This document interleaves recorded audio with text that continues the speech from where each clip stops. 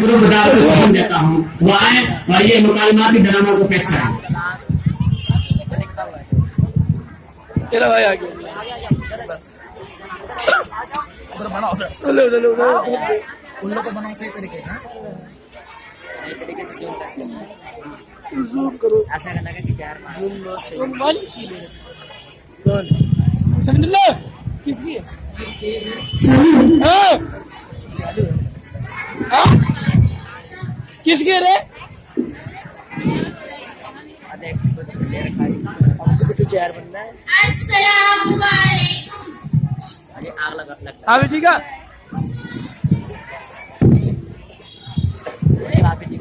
जो कोई कहा रहा है तो हाँ तुमने बहुत गुस्सा आया, हाँ तुम्हें बॉस ने सारी के पार कर दी, न मुझे इस तरह नहीं डांटना चाहिए था। टिंग टॉक टिंग टॉक टिंग टॉक, अरे कहाँ मर गई?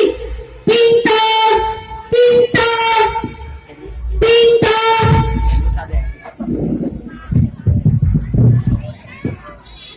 अरे आप आ गए? नहीं मेरा भूल आया है। आप तो बहुत गुस्से में दिखाई दे रहे हैं, किसी से लड़ाई हो गई क्या? हाँ हाँ मैं तो सील लगे है ना, मैं सबसे लड़ता फिरता रहता हूँ। अच्छा आइए अंदर बैठिए। अब तो ज्यादा पानी लेना ना। हाँ अभी लाए, लीजिए पानी। क्या करती है अकेली घर पर रहकर? कोई काम नजर नहीं है, फिर भी घर की सफाई नहीं हो पाती है। नहीं जी ऐसी बात नहीं है, वो आज मुझे बहुत कमजोरी महसूस हो रही थी, कर के आ रहे थे, इसलिए घर का काम नहीं किया। हाँ हाँ तुम्हारा तो रोज का ही ड्रामा है, बस तुम्हें काम न करने का एक बहाना चाहिए। नहीं जी ऐसा मत कहिए, ऐसा नहीं है। आपको अपनी कोई जाती है। चुप कर बड़ी आई हिरनी वाली, तुझे देखता हूँ तो मेरा खून खौल उठता है। चल भाई ऐसी बड़ी आई हिरनी वाली। आप बच्चों को क्यों डांट रहे हैं? बच्चियां इसलिए तो डांट रहा हूं, तीनों माँ बेटे ने मिलकर मेरा जीना आराम कर रखा है। अब चल जाए यहाँ से, अब खाना भी लगाई और भी बनाया। हाँ हाँ भी लाई। लीजिए खाना। ये क्या बनाया है? तुझे अभी तक खाना नहीं बनाना है, चल निकल यहाँ से। ये आप क्या कह रहे हैं? मैं कहाँ जाऊंगी? कहीं भी जा, बस जा और अपनी बेटी को लेकर निकल जा यहाँ से। मैं नहीं जाऊंगी, मैं आपकी बीवी हूँ। तू मुझसे लड़ाना आती है, मैं तुझे आगे बताता हूँ। चलो चलो और चलो। ये अल्लाह आपने ये क्या कह दिया है? मैं कहाँ जाऊंगी? कहीं भी जा, बस जा और अपनी बेटी को लेकर निकल जा मेरे घर से, निकल जा।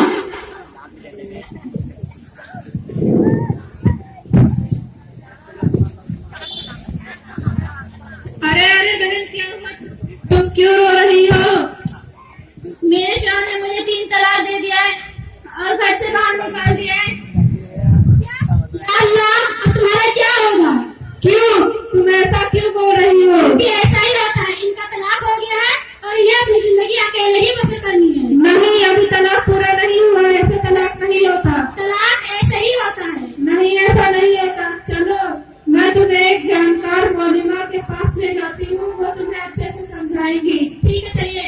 आप इनके शौहर को भी बुला लीजिए। इधर आइए बेटा, जा जाके अपने अब्बू को बुला।